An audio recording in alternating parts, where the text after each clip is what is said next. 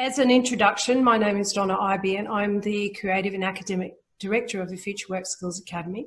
And welcome to our series of interviews associated with our competition, our Human Ingenuity Competition. And we're so grateful and honoured today to be blessed with interviewing Massimo Bottura and his daughter Alexa. And I'll introduce them in a little bit. And Ellen DeResta, who nominated the Kitchen Quarantine, a global success story, a runaway success during the pandemic. And Ellen will introduce herself a little bit later. So Massimo probably doesn't need introduction to most people, but he is a national treasure of Italy and of the world, and the driving force behind Osteria Francescana, the world's greatest restaurant over and over and over again in Modena in Italy.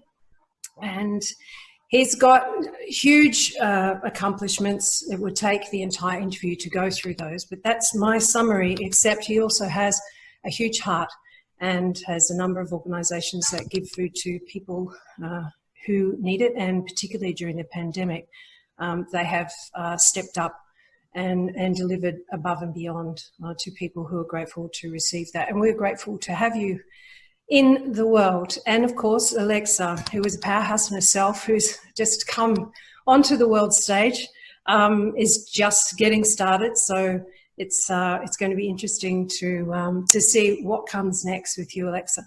And just a little bit about this competition. This competition was sparked a little bit out of desperation because of the bleakness of the situation that the world found ourselves in. What we were doing is trying to generate really positive news stories, and in particular what human beings can do in times of great stress that we face.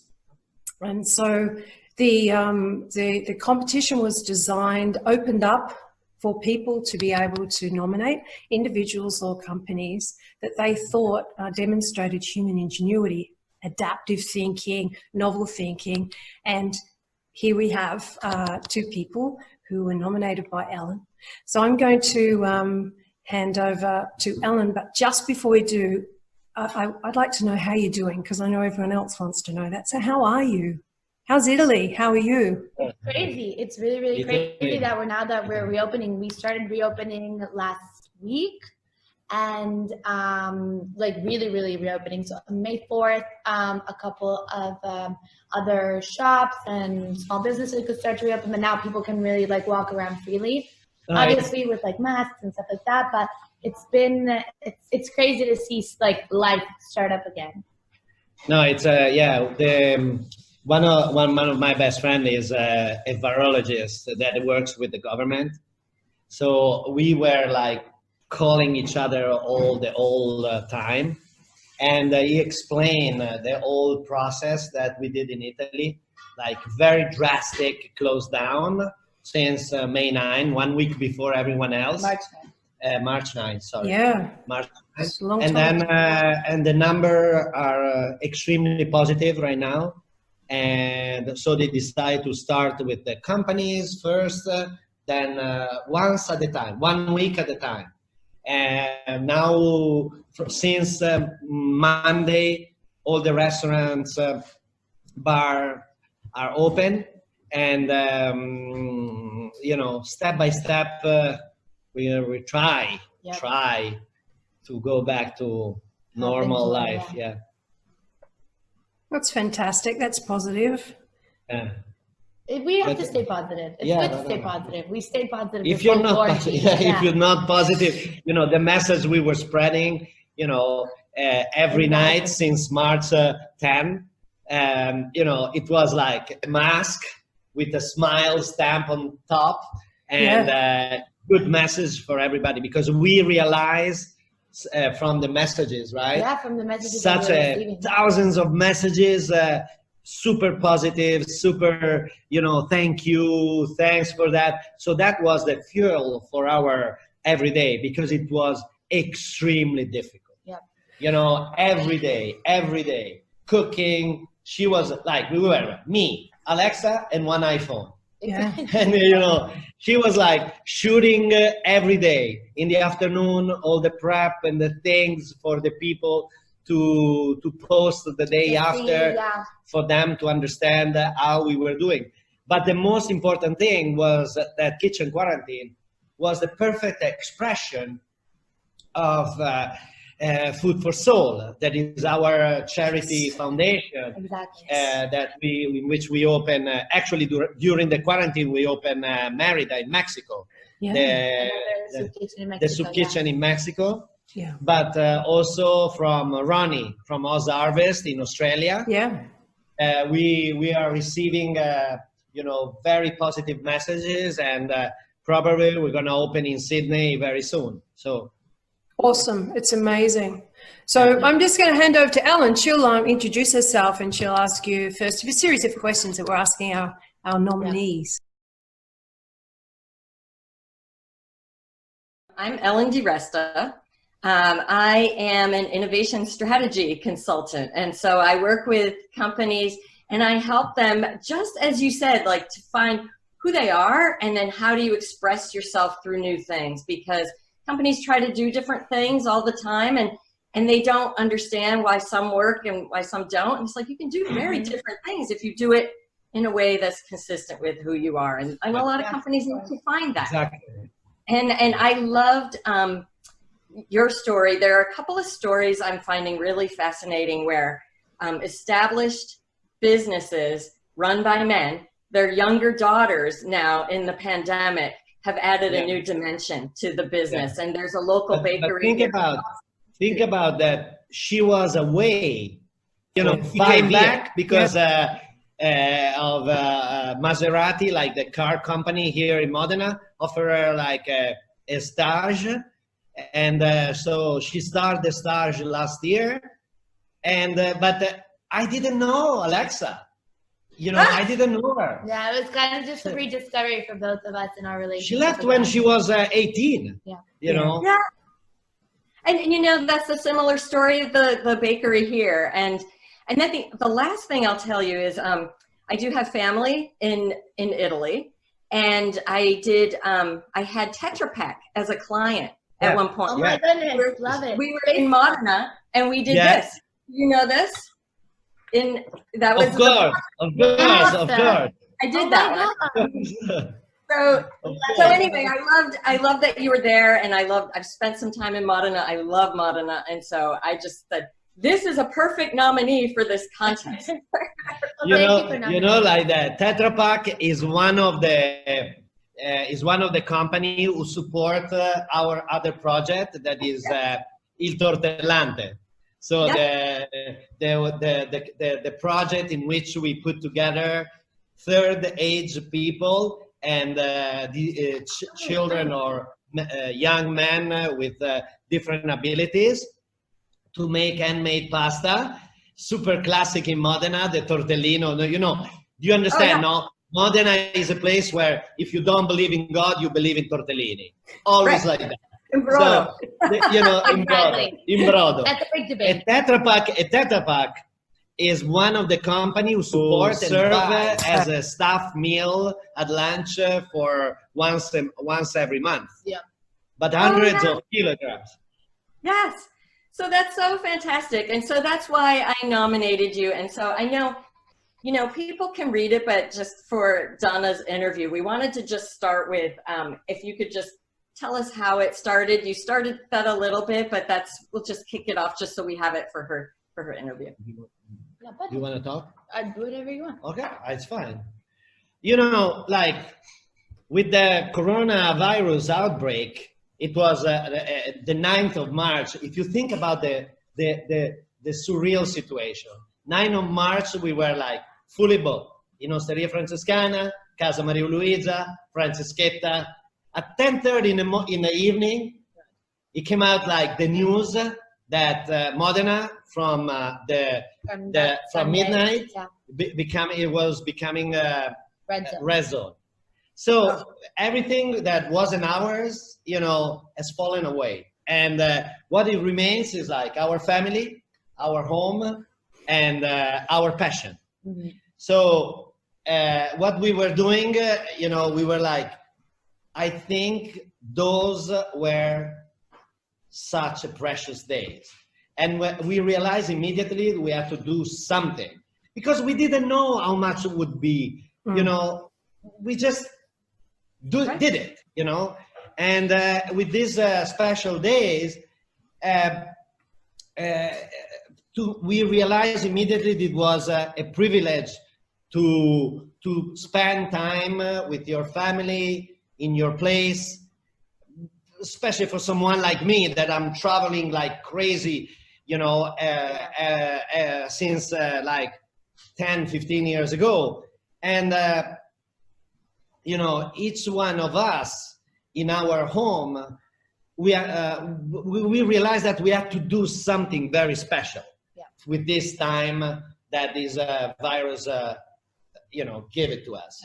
And with Italy in lockdown, the family was here and sharing this life with no filters, because, you know, you cannot say to Charlie, oh, don't act like that, or do this or do that. No, if it's grumpy, it's grumpy. Yep. So we decided to do, since the beginning, not a master class. But I think like what is important is that, like, as my dad was saying, with Italy in lockdown, like Modena red zoned, what happened was that our decision was, we were all sitting there at the counter that night, and then we were deciding, are we going to close our restaurants or are we going to try and keep them open as long as we can? So how the red zone was working at that time was that you could keep restaurants open for lunch, but not for dinner. So all restaurants had to close at 6 p.m. And so we were all debating what to do. And the decision was, our staff is priority number one. We need to concentrate on making sure that everybody that is in the staff of the kitchen wouldn't be able to get this virus. So immediately the next day, and Francescana was, like Ostera Francescana group was the first group to actually fully close down all restaurants. It's like, sorry everybody, there's this touching message that my dad still has on his Instagram, where he just says like, sorry, we had to close. So, you know, for our staff is our future. Heartbreaking for me to watch my dad, who's been traveling like my entire life and who's been working my entire life, see him really distraught and not know what to do with what he was going to do. So, you know, you start thinking and you start kind of thinking, okay, maybe like I'm home from work, mom is home from work, Charlie's home from school. What are we going to do? So that evening, you know, my 23-year-old self, I was just having an aperitivo. It was Sunday the 10th. Sunday the 10th, I was just having an aperitivo online with my friends, and we were just debating and just talking about what we're going to do with this red zone. You know, like 20-year-olds, our problem wasn't so much, like obviously very sad about working, but us was like, I don't know what I'm going to do without seeing my friends. And we're just chatting away, and all of a sudden my friends who've known my dad forever said, Alexa, how's your dad doing? What is he doing? Is he cooking? And I was like, oh yeah, he's just upstairs making some pasta. Do you guys want to go say hi? And he was, yeah, yes. So we were on a video conference call, and they were asking so many questions. And after we hung up, I really thought, like, you know, this could be something out of nothing. And so the next morning over coffee, mom was there, dad was there, I was there, and we were just talking. I said, listen, like, what do you think if like we go live one of these nights? And of these nights. If we just Two start nights. cooking. Like, do nights. whatever you want. No filter, Tonight. no nothing. Let's just try and see what happens. I didn't even know that Instagram Live exists. Exactly. That was the funny part. I said, why you say He that? had no idea what we were doing. And I was like, just trust me. It'll be fine. It won't be anything fancy. We'll make sure we clarify. And we were always, as he was saying, very, very clear that this wasn't a masterclass, because Italians. No, because masterclass, just our masterclass won the prize, two prizes, Yes. you know. Oh, masterclass was such an incredible experience, and so this was just something completely different. And so we decided to share some joy, Exactly. you know, to show that our home is exactly as everyone else's home. Exactly. Our problems, our grumpiness. And Charlie, and you know, it was exactly as everyone else. And so we decided to use our knowledge to show people how to clean the refrigerator. Exactly. Yeah. Especially supermarkets being closed. So the idea was that we started off with really simple dishes, just because we still had some stuff in the fridge. And then we slowly started realizing that because we were cooking and we wanted to like cook, we would have had leftovers. And so by the second week it started, and we couldn't go to the grocery store every single day, even though like we have MasterChef here. We can't go to the grocery store every single day. The lines are too long. Obviously people are waiting in line. No, it was impossible. And it was a condition that was like ubiquitous all over the world. So we figured it would be so important to kind of communicate to people that if you make a little bit too much food, or maybe just makes a little bit too much food, and the next day cook it again. It's not so much, as Mom always says, leftovers are not make leftovers and then microwave them. It's make leftovers and do something new with them. Leftover could be an opportunity. Could be an opportunity. Yeah. So that's what kind of, it became our class of showing people not only how we were doing during quarantine. No, but the crazy thing was like that since day one, you know, immediately when we connected, you know, in 1 second there were thousands of people watching us. And, you know, I was like, but do you remember Narizawa? Narizawa is like a 3 Michelin star, a very good friend of mine from Japan. And he was connecting on the other side of the world.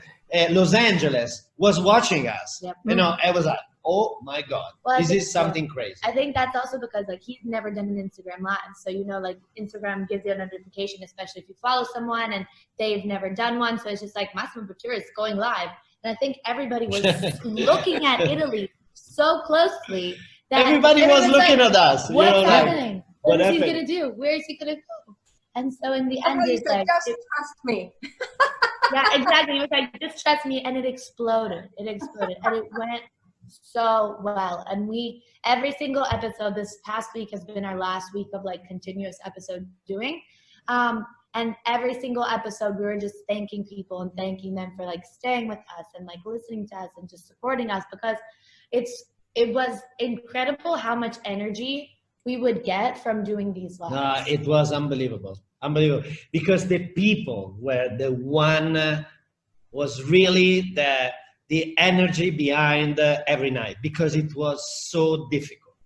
Like, can you imagine cooking like a proper meal, like 2 courses plus dessert every day, every day, every day? It was, and never the same thing. Exactly. Never the same thing. Always something different. It was insane. We were very lucky because we had Francesqueta, which is one of our other projects, our Gastro Bistro restaurant that started doing delivery, because it's the smallest restaurant. After a couple of months, it was the smallest restaurant. It's the one that we were just afraid was going to suffer the most. So we came up with this great idea for delivery. And so a couple nights to take a break, we pretended to have this sketch where Charlie would go downstairs and get Francesqueta bags, because he loves Francesqueta. He loves the people from Francesqueta. So he would come up, he would ring the bell, and he would just be like, look, it's Francesqueta night. And Dad would just like whiz at, like, just a sigh of relief. Thank God. But, you know, can you imagine like Jacinta Ardern, you know, the Prime Minister of New Zealand? You know, she was like, we met at the United Nations, and to me it was one of the best speeches I heard, you know, and she's incredible. And she connected with us. New Zealand wants to connect with us. And, you know, we put together one thing there. Another company on the other side of the Emilia who makes an ice cream machine, send us an ice cream machine. So we could be able to have, you know, we were communicate that Charlie was missing an ice cream, you know, especially when it was like days like this, 25 degrees, was like, okay, here a machine. Or from south of Italy, tomato, mozzarella, you know, all the time. Pasta, lemon, oranges. Like I said, the support of people in general was absolutely outstanding. And I think it's one of those things that you don't really realize until you are put in that situation, how much like people around you really help you. And we were actually talking, we had this incredible chat on one of our last episodes with Aziz Ansari, and he said that he really realized how we take for granted even just walking down the street and seeing someone and having a random hi to a stranger, and how those small things really, really change when you're locked inside your house and you can only see your immediate family, or even not see your immediate family, which is the saddest thing. Is like Yeah. some people really wrote to us and said, and I read almost every single message that was given to my dad and myself.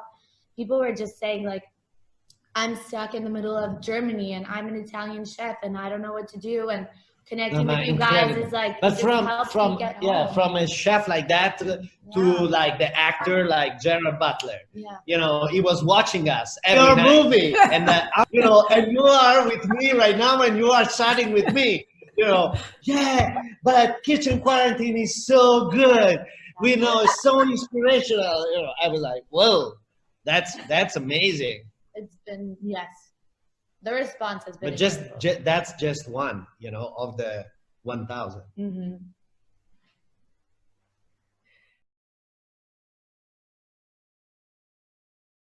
With all this, the family, the creative powerhouse that you are, I'm sure that lots of ideas come up at the kitchen table. Did you have others that you rejected potentially? Other ideas? Yeah. Well, we have a lot of ideas. I think it's like, like you said, it's a hub of ideas. I think it's just about just not even thinking, okay, this is going to be the best idea. I think it's just picking one with our gut and then just going with it full throttle and see what happens. And you know, in life, we are kind of obsessed about things, you know. Once you get, and sometimes I got upset with Alexa, because of the timing, because we weren't posting at the right time. We promised to put the tiramisu, but the tiramisu wasn't ready because she was taking care of all the video. You know, not easy to make a video there, making tiramisu and compress everything in 2 minutes and, you know, promote it with the right things. You know, it's not easy. I'm telling you, I would never been able to do not even 1/10 of what she did. And, you know, we were like, this is like a job. Mm-hmm. And as soon as we said we have to do it, we did. And we are Osteria Francescana and I'm Massimo Bottura. So everyone is watching me. Yeah. So if I'm not doing the right thing, everyone is going to point the finger on me. Mm-hmm. So we have to do perfectly at 5, 8:30, 8:29, everyone has to be ready, you know, because we were going live. Yeah. But after this, you know, we receive offers, you know, do you want to open a restaurant, Kitchen Quarantine in Mumbai? Are you kidding me? No, we want the restaurant in Mumbai. There's no restaurant. We don't even know what we're doing. we didn't know what it's our kitchen. What are you doing? But that's insane. Phaidon already sent a proposal for a book. Yeah. You know.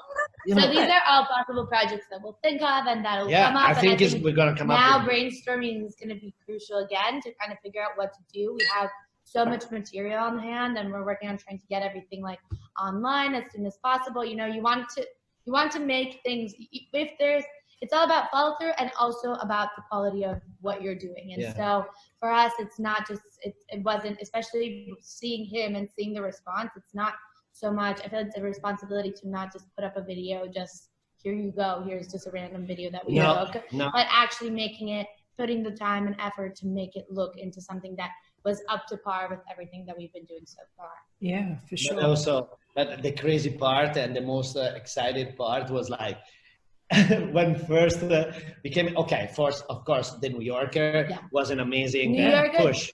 That was incredible. That was very good. Random. It was in the beginning. But also see Instagram that is pushing our video and is reposting our video. Facebook, that they ask to give for me of giving an interview of 5 minutes and you know, just to as an example of how to use the social media, positive example how to use the social media. For sure. Amazon that is putting on prime time the things you don't have to miss.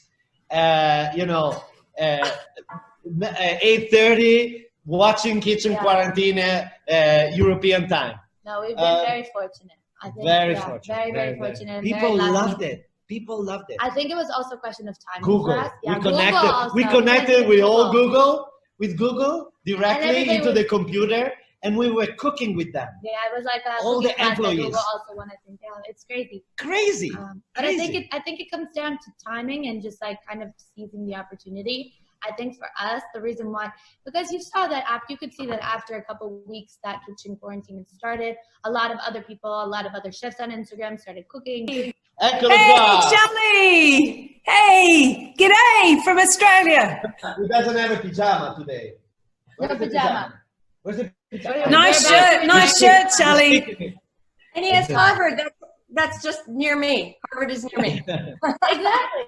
Oh my God. So yeah, I think it was timing, and we saw all these chefs after we saw these chefs like hopping on the trend and cooking. And I think because Italy was so preventative in its measures, and because we went into lockdown so quickly in comparison to a lot of people, we just took that opportunity and started right away. And that's, I think, why it got the response that we got. You know, do you remember like the night we stay up, me and Alexa? Oh my God. We were always up because I was so up. nervous that I couldn't sleep. So before 3 to 4 in the morning, I was up. We were on different time schedules than the rest of the house. There were two different time schedules in our house. There was Mom and Charlie who would wake up at like 7, 8, be productive members of society, and then we would start becoming productive members of society like much later, but then go to bed much later. So and you know, 3:30, 3 a.m. we were shooting a video for the United Nations for the Earth. Yeah, we couldn't film United Nations asked us to become part of the whole project with Food for Soul, and us to be, you know, the image of the ambassador of the United Nations. Oh, that is so excellent. You know, it's been fun. I'm very proud. You know, I'm very proud. It's been an adventure for both of us. And you know, then you bring up another question that I have, like. One thing that is extremely important is that in this crazy situation, the things that we organize, like all our refectorio, so Modena, Bologna, Naples, Milan, Paris, London, Merida, Rio de Janeiro, they were like serving more meal than when we were open. 100% open. Yeah. You know, just in Paris, every night we were serving from 3,500 to 5,000 meals every night. Oh my goodness! You know, for people, they really deliver. It was great. It was really great. What I love is that you just took this idea. Anyone could do this idea, right? But how did you go about? There's little choices that you're making as you're doing it that made it you, right? And what made it right for you. Can you talk a little bit about like how you would think about that? Like, you know, you could do things one of two ways maybe, and you say, well, this is what's right for us. Like, how did you go through that? Well, we stayed very natural and very true to ourselves. I think that's one thing that kept people coming back and had them follow us all throughout the quarantine. I think they could see that my dad wasn't trying, like you could see if he was in a good mood or bad mood. You could see my mom trying to keep the energy up and being this excited person and talking about her garden. And then you could see Charlie that was this crazy life force that you really have to deal with. And it's hard to be on camera with him because especially from the background, when I was filming, he would maybe want to pull me or want to say something else or want something to be done in a certain way. You know, when you have a brother and a child with disabilities in this case, like there's no real control, there's no real filter to it. It's just open to anybody. And I think a lot of people saw this family who was going through, who's generally doesn't spend a lot of time together, who is all over the place, all over the map, kind of get together and do that. So I don't think there was I think choices were made, but I think they were made just in the same way that we would make a family meal choice. It wasn't something made strategically. We've never, I think that, like I said, I think that's how we got. So we did what we did. We just want to be raw. Yeah. No filter. That was people love. You know, they felt they were part of the family. They were like, we want to come, messages are, we want to come and spend the quarantine with you. Exactly. You know, Yeah. these kinds of messages, you know, because they felt a part of the whole situation, you know. Absolutely. The most simple recipe, they could become a very, very gourmet with very simple adjustment. The way you prepare, the way you imagine it. So it's here. This is 36 years of experience, of vision. So Alexa was like, directed me on things that the people really needed. Yep. The people really wanted. So we were listening to people, and we watching the comments while Instagram still had the comments up. One thing that we really care a lot was the messages. Mm-hmm. Like all these are amazing. All messages from Giovanni Assante. Every day we had Seneca, we had Epicurio, we had all these philosopher, Rainer Maria Rilke, messages with positive, always messages that were helping you to think about the time you had. So it's like poetry. Yeah. Poetry is the most important thing you have to have in life. You can imagine everything. You can imagine to win a Webby Award with one iPhone, compared to companies that invest millions on this kind of things. And, me and Alexa are like, we had this kind of poetry since ever. And I think it's like why I start investing. I start buying contemporary art, because be surrounded by contemporary art since they were 1 year old makes you have this kind of vision that is nothing is impossible.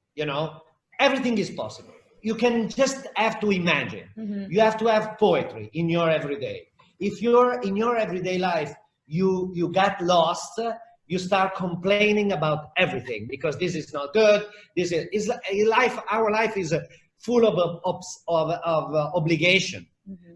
So it's so easy to get lost into the obligation. But with poetry, that's the secret. You can jump in and imagine everything. Yeah. And exactly what we did. Yep.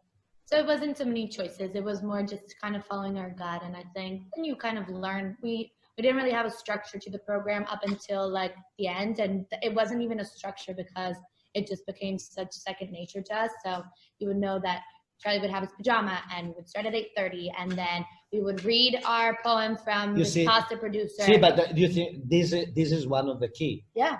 Always kitchen quarantine, mm-hmm. Always Charlie pajama, exactly. Always 8:30, always posted the thing. Yeah. So one day after the other, be constant, be obsessed, mm-hmm. be there. And we have to do that. Agreed. And then you left the door open to poetry when it came to cooking. So like everybody knew that you were going to see mom dressed up, my dad in the kitchen, I was going to be behind the camera, Charlie was going to have his pajama, Monk looking at the food like a crazy gastronomic critic, and we were going to start at 8:30, and there was going to be a phrase from Giovanni Assante, but you never know exactly what was coming. So I think it was a mix between like already expecting, especially after 2 months and a half, like we've done over like 70 episodes. Like it was like after 2 months and a half, you knew exactly what to expect, but you didn't know how things would turn out. So there was always a twist to it. And I think that was really, really great. And what brought us to really do it. And it wasn't edited. We didn't edit anything. It was fully live. So there were some mistakes that were made, and I learned where the mistakes were. Best. And you kind of turn the camera if you have to, or didn't just show them. That's why we were like, at one point, we received messages, an email from Apple. Yeah. So Apple sent us a box with tools that we could use to film better. So it's incredible.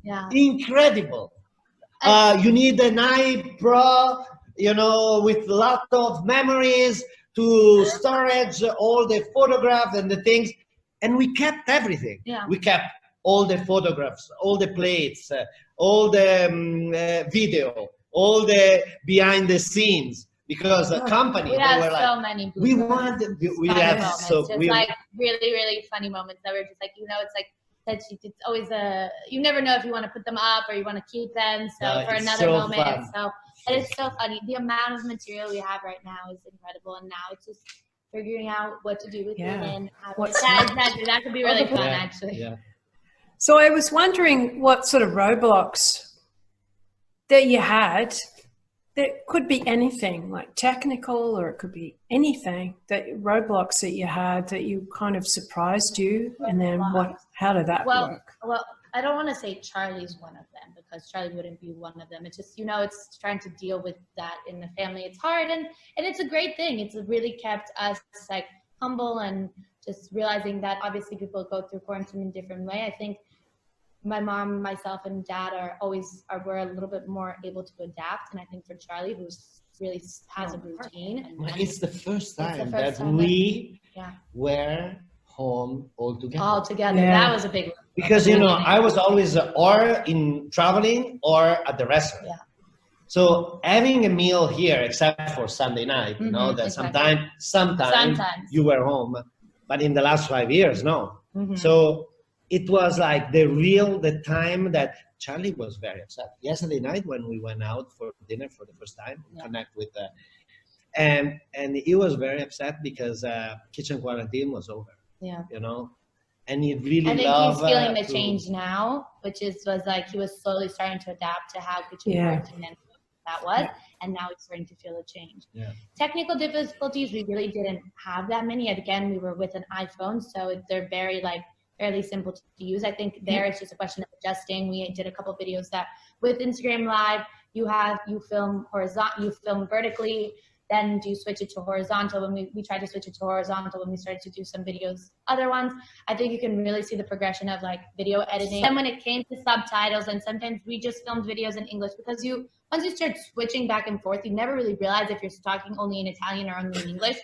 So at one point we started doing like subtitles, and that was a whole other beast to tackle. I bet. And so I've had a very big learning curve in like what it means to work in digital, and what it means to work in the in this innovative and digital industry, and social media. So that's been really, really great for me. And I think they've also realized like how crazy the world is, and how bigger the audience is than just like people that come to the restaurant, but how many people actually follow. And it's all about family at the end of the day. So it's, if you know where you're going and you have a good support system, I think there's like, you don't really get too many roadblocks. You can surpass them easily.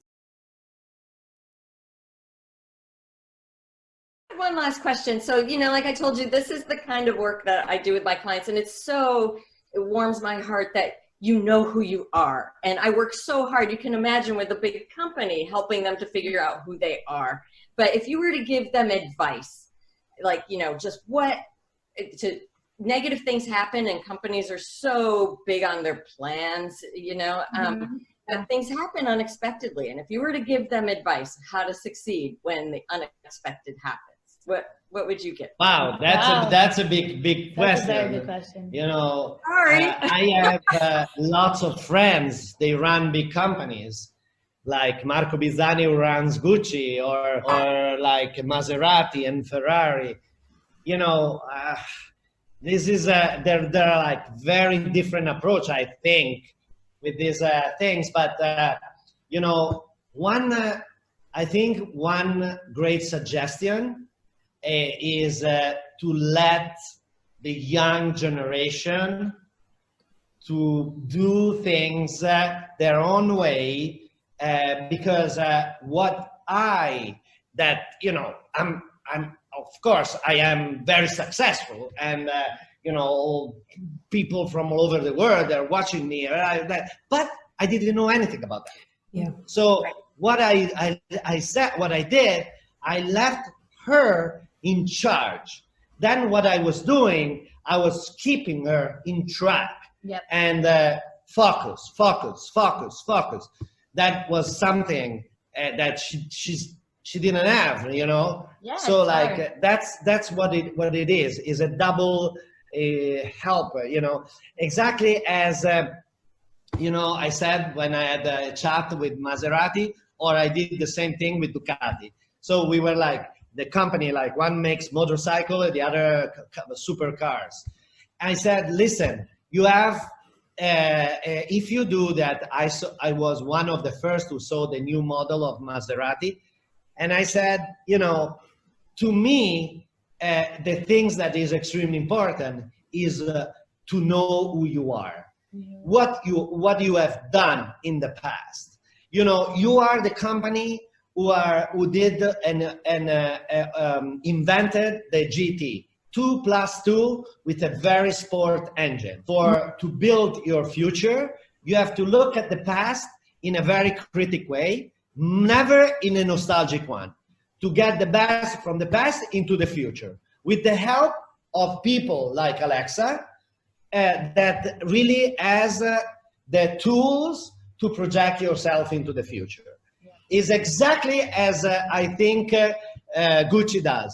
And I said to Marco, I'm with you because Alessandro Michele is doing exactly, is designing new things exactly as I cook.